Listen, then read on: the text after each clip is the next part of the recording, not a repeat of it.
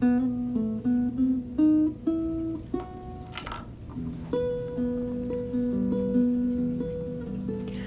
to the Fret Frontier. In this episode, we're going to take a look at this Pepe Romero Creations guitar. It's a mini guitar. It's handmade. It's all solid wood, solid spruce top, solid mahogany back and sides, and the body size is the same as a baritone ukulele. I'm going to give you a little sound sample of this, just played without any electronics, not plugged in anywhere, just the way that it sounds going into the microphone that I'm using to record this video, and then we'll talk about it a little bit. Here we go.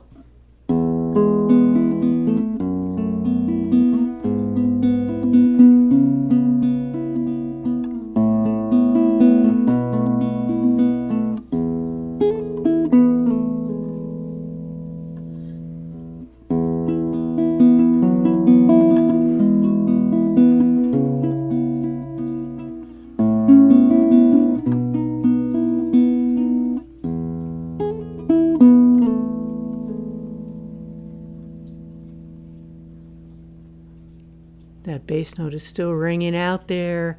Okay, I'm going to let you hear a harmonic here so that you can see how long this instrument resonates. And I will let you know when I stop hearing it in the room. I don't know if the microphone will pick it up for the full time, but here we go.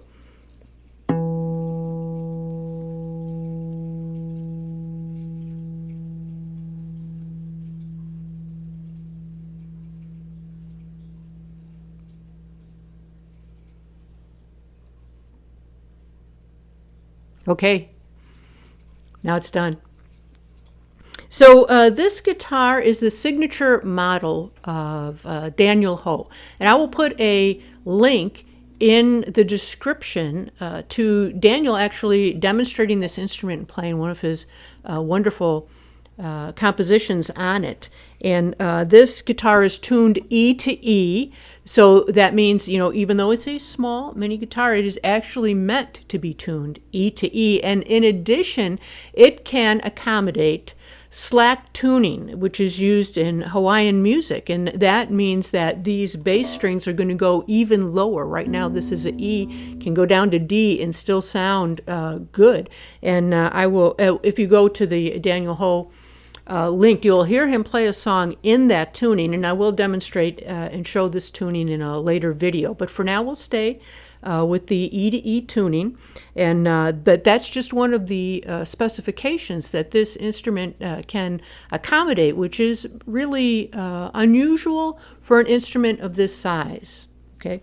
The rest of the specifications I'll run through for you now. So we started off talking about the wood. This is solid spruce. The front and the back, we've got solid mahogany all the way through the neck here. And it's hard to tell in the video here, but I could tell you that this is the first guitar that I've had where this whole entire neck is just one solid piece. You can see the grain and how it was carved and all put together here. There's nothing that was glued together. Usually I'll see some kind of, even though it's really well done, some kind of little seam here or little seam here where it wasn't one solid piece, but this is. And then you'll see the back tuners here. Planetary tuners. I'm not even going to pretend that I can pronounce the brand name correctly. I think it's Goth, but they're very nice tuners. It's very easy to tune. It's staying in tune. It is funny though to get used to. There's like a little bit of a learning curve where I feel like the lower bass strings kind of have to turn in the opposite direction that I'm used to with other tuners to go in the direction I think I'm going, but it's a very easy adjustment and it's easy to tune. All right, this is a ebony fretboard here. This is an ebony tailpiece here, our bridge. We have ebony bracing throughout here, abalone rosette. This is a slightly compensated bridge, so they did mildly compensate it around the second string here. The intonation on here is spot on. And this instrument has, as you'll notice, the sound hole moved up closer to this part, to your neck, so your entire instrument is basically a single bout instrument, and this entire top here is your soundboard. And so I'm finding that even though this is spruce and mahogany, which I expect to be much brighter than it is, it has good projection, good volume, but still a very warm tone, which I really appreciate.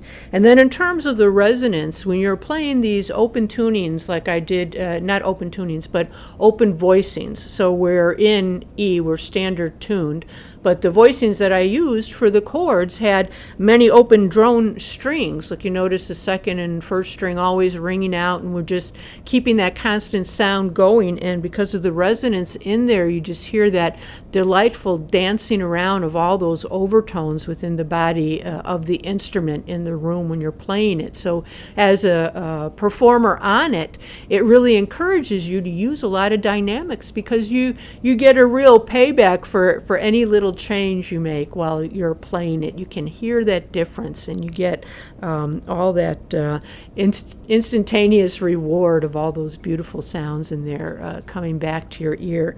So let's talk also about then the pickup that I had installed here. So there is a page on the Ukulele site, which is where I bought this particular instrument, that shows you the different pickups you can have put in aftermarket on instruments that come without electronics already installed, like this one. So we have a high-end mini guitar here, and you can have electronics put in it, but it doesn't automatically come with them. So I listened to the different choices on that page, and the ones that stood out to me were the LR bags and the Misi pickup. But the Misi, to me, I was a little concerned about, because in some of the instruments they demonstrated, it seemed to run a little hot. And hot to me means that when you are playing the strings, you will pick up that little clicking sound from your fingernails, off of the pickup.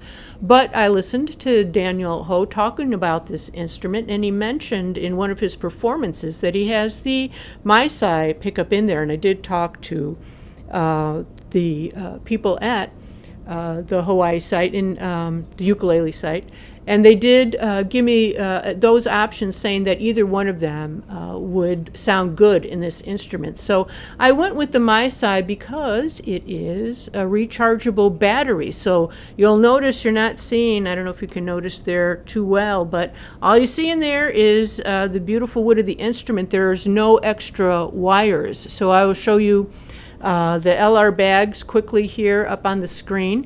And when that is installed, you get an under saddle piece that goes here to pick up the sound of your strings. And then there is a little battery that would need to be put on Velcro that is on the inside of your instrument. And you would have to reach in there when the battery needs to be changed, grab a hold of it, pull it off of the Velcro, change the battery, put it back in there. But with this Misi pickup that I had put in, I'll show you that up on the screen now, you still get this LR bags type of under saddle piece that goes here, but then your battery is a rechargeable battery, and it is a 1 minute charge is what it takes for 12 hours of playing time. You get this little cord here, and you just plug it in where you would plug in your instrument down at the bottom here. So they give you this, place to plug it in, which also doubles as a strap button for you, because it doesn't come with a strap button otherwise. You just plug it in like you would the regular guitar input, plug it into the wall for 2 minutes to charge it initially, and then 1 minute thereafter whenever the charge goes down after about 12 hours of continuous playing. And that's all there is to it. So you don't have to be reaching in to pull little pieces of Velcro off the inside of the guitar, and there are less wires, which means there's going to be less potential for things coming loose and buzzing, right? It's just in there. You don't even see it. If you didn't know that this was the input to plug in, it would just look like a strap button, and nice and quiet, easy to use. First time I'm using battery-free pickup, and so far I'm liking it quite a lot. So that's how I had this one put together. There is one more thing I wanted to tell you about this that I just think is cool. Doesn't affect how the guitar plays, but since this is a handmade guitar, instead of putting a sticker on the inside, they actually put a little piece of wood. So they've got a piece of wood in there that says Romero Creations, and it says handcrafted solid woods, and then it gives you your instrument number. Just a nice little extra upgrade. And I want to point out, as I'm talking over this guitar, it's just humming at me, so it picks up anything that's going into it and dances around in there. It's just really, really pretty instrument. So now I'm going to plug it in and show you it going directly into my microphone, and we'll see how that sounds. Okay, so now I have it plugged directly into the microphone, and I'm using the Samson G Track Pro. So instead of it being picked up through the microphone that I'm talking through now, the instrument's going directly into this microphone, and so you'll get to hear how that Misi is handling the finger picking, and I'll go through and play that same sample for you here.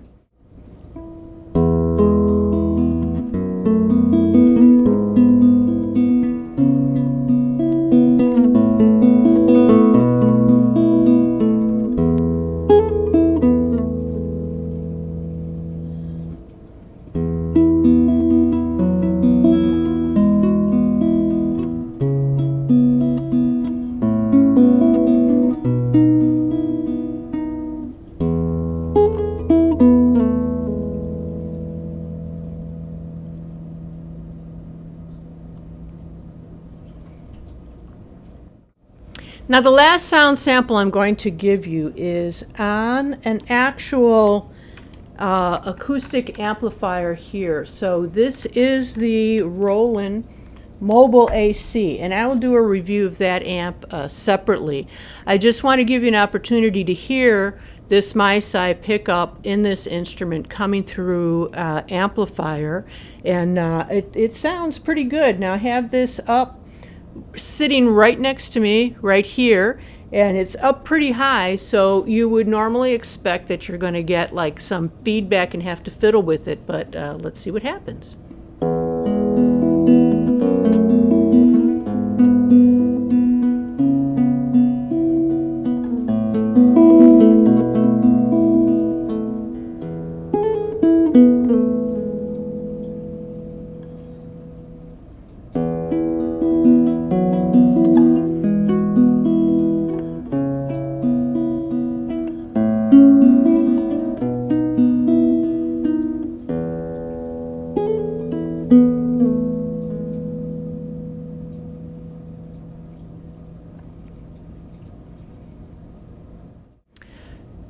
To me, that is really nice ability this guitar has to be able to use this pickup and the way that it is configured to be played through an amplifier, even when it is so close like this. You don't have an ideal circumstance, and this has happened to me many times, you just cannot get far enough away from your amp or in the proper position, and spend a lot of time dialing in tones. This is absolutely everything just flat, not doing anything special to it, plugging it in, and this has additional features that I'll demonstrate next time, where you can put chorus and reverb and stuff on it. But just plugging it in there, say you showed up somewhere, you plug it in, you're trying to play, and it's fine. It's not squealing at you and buzzing and causing you to take extra time to do a setup. So pretty impressed with both the instrument and the way this particular pickup works in it.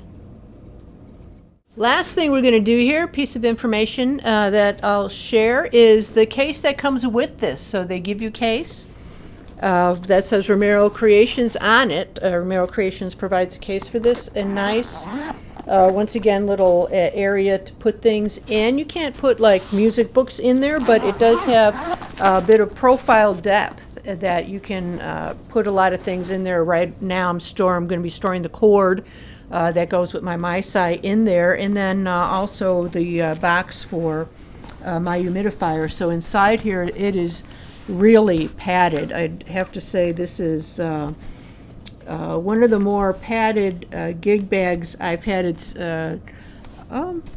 up there, even maybe a little bit thicker than the one that comes with the Cordoba Mini 2. So very nice. And then again, it gives you a place. There's actually a brace here for the neck to sit on, and enough room for you to slide your humidifier there. And one really nice thing I have to say about where I bought this is they gave me actual humidifier, just put it in there for me during the shipping, and that's great. So, you know, many places, if they do give you a humidifier, it's the one that cancels out. You know, you can't refresh it, and you just toss it after it loses its humidification abilities. But this is, you know, an ongoing humidifier that will last me a long time, so I really appreciate that. And like we've talked before about these nice cases, you get the zipper that goes both ways, and it's super smooth, no stick. There's one backpack thing here, just the one, but there's two different places you could put it. So if you want it on your left shoulder or your right shoulder, you can flip it over to the appropriate latch on here, so you can get it comfortable for carrying. And then the handles, it's a double handle over here on either side, stitched in, if you want to just hold it as a carry handle. And these are eco-friendly bags, which is a nice feature as well. Certified compliant with green standards. So that's everything about this new exciting acquisition here. I will do comparisons of this little guy with some of the other instruments we've spoken about, so that you can hear the comparisons. But this is just so beautifully appointed and well made that I wanted to give it its own shining spotlight moment for people that are interested in finding like a high-end, performance-ready kind of instrument that is small. And one of the things that are talked about in terms of the big advantage on this is that because it's a baritone size, Daniel Ho talks about being able to take this on airplane for travel. Now, I don't have that particular need, but if it's something that people are considering because of the size of this, it's one of the things that they say is a possibility. For me, I'm just delighted to play something that sounds comparable in its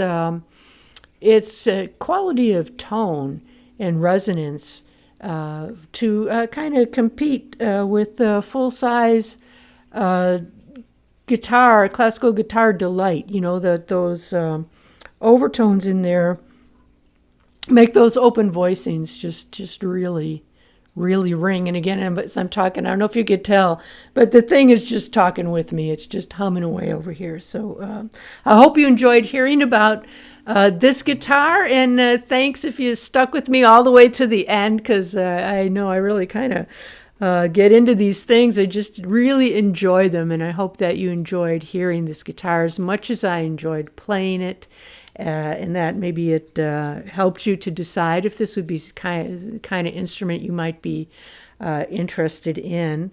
And I'll let you know a little bit about also Daniel Ho, who I'd not heard of before either, and just really some beautiful stylings. One last thing I'll say is that this is based on the tiny tenor ukulele style that this company makes, Romero Creations, except it's a baritone size instead of a tenor size.